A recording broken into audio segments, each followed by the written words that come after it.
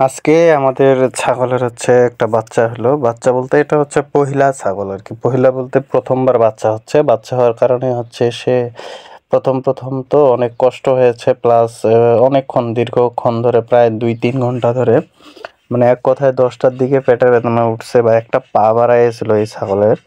আর তারপরে বাড়াচ্ছিল না।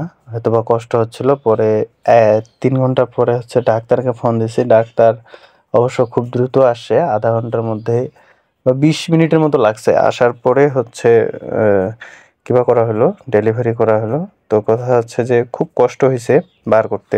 যেহেতু ১ম আর বাচ্চাটা অনেক মোটা হয়েছে বা অনেক বড় হয়েছে। তার জন্য বার হতেও অসুবিধা হচ্ছিল।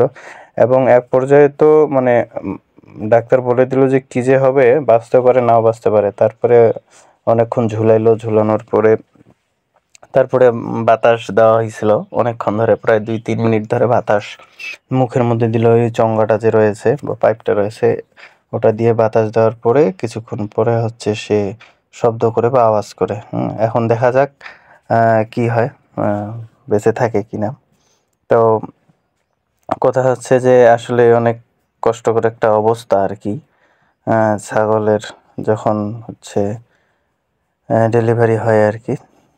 অনেক কষ্ট হইছে এইভাবে ফোকাইতে হচ্ছিল। মাও ফোকাইছে।